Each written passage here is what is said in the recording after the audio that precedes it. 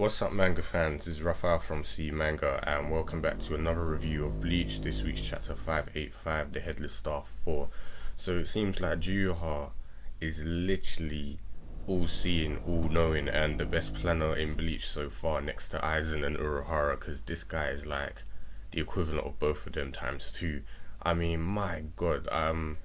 I know he's been planning, obviously, invasions and stuff like this for all this time, but literally, might as well say his goal and objective all this time was obviously to go up to the Soul King's palace, and like Ichigo was, the key he needed to unlock that, and it's like he just basically trolled everyone and made everyone play into his hands, and it's just like, my god, this guy is really a true villain, and to even announce it and thank the person, thank the enemy, just shows his arrogance, and pretty much I'm sure he's goading him on.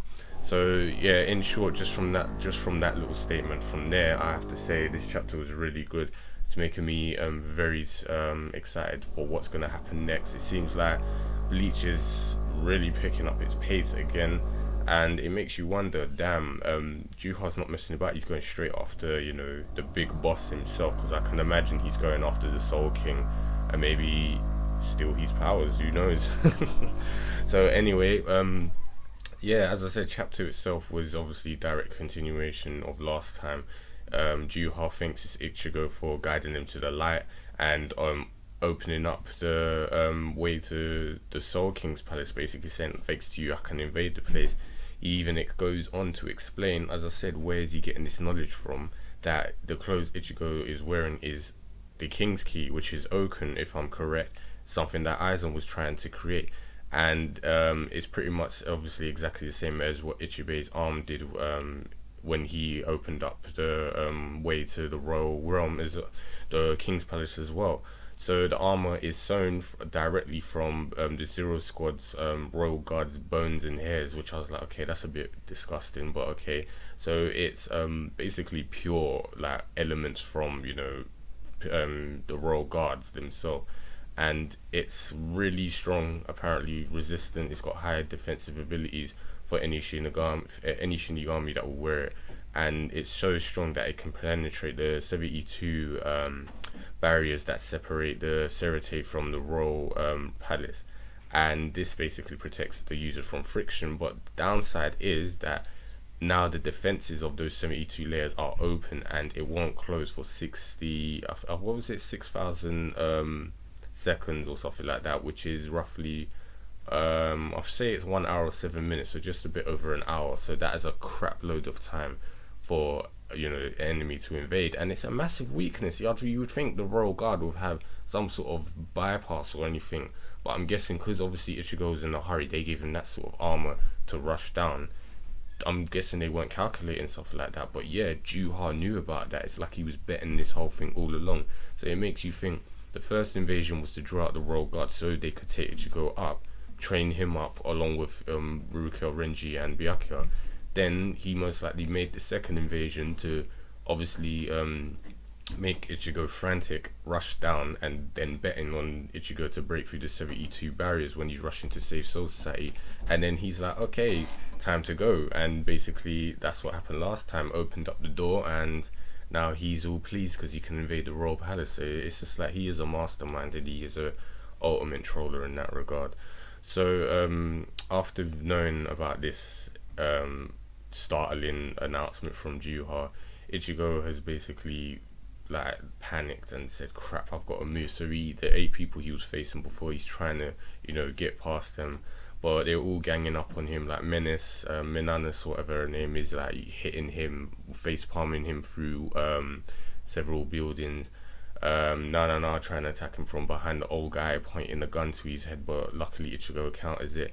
And then finally Baz B trying to use a burner finger on him, and it's kind of disappointing to see Ichigo get slapped around like this. I know he's frantic, so he's not focusing on them, but the only good thing I liked was what the old guy mentioned, that he's very sturdy, so none of the attacks that actually hit did anything to him, and he's still fast enough to avoid Nana and the old guy's gun. But yeah, the burner thing apparently he wasn't going to avoid, and luckily in time Renji arrived and saved him, even though he skimmed the back of his neck. That panel made me laugh, that little comedy moment between them two, and like Renji just saying, "Oh, stop being a little bitch, you know, I only skimmed your neck," and he's like, "Hurry up and go basically after the big guy, because we know that's your priority." So Renji's been informed that Ichigo is somewhat related to him, and this is his personal business, he needs to deal with it.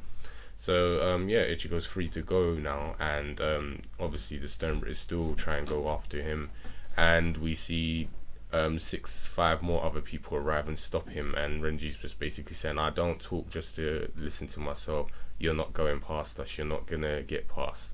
And we get to see Byakuya, Rukia, Hisagi, Ikaku, and Yumachika arrive. So it's 6 against 8 so far, and this is going to be great because we're going to get to see I guess Bankai versus Volstendigs, and we're gonna finally get to see how strong Byakuya's Bankai is after it's been powered up, and what Hisagi can do with his Bankai, because we never got to see it before because he never got the chance, but it's gonna be sick.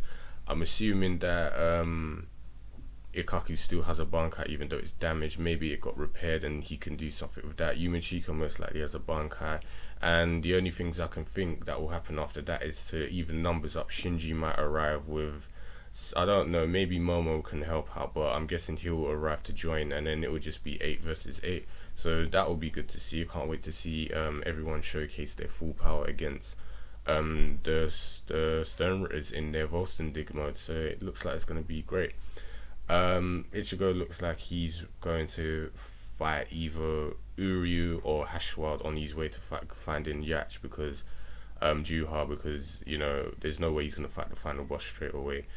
It makes you wonder what Juha's going to do when he actually gets there, because the Zero Squad are still there, you know.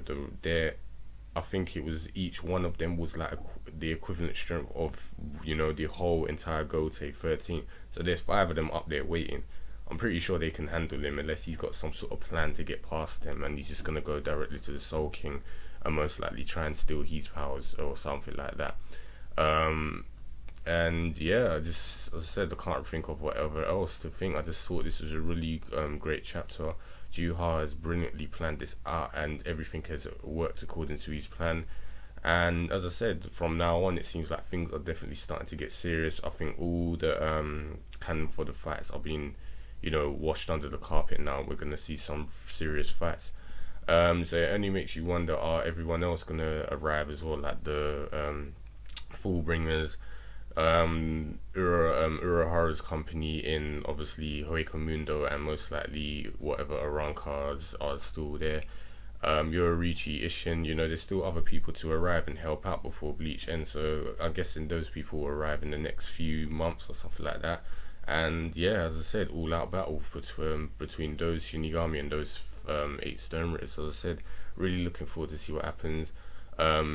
It's actually kind of funny that Ichigo has arrived for like 4 chapters and now he's going back up to the Royal Palace after like fans like me waiting for him for 7 months. So he's on his way back up there to deal with some more serious business, and I can't wait to see what's going to happen when Juha arrives in the Soul King's palace, and what the Zero Squad's going to do. So as I said, there's so much to expect.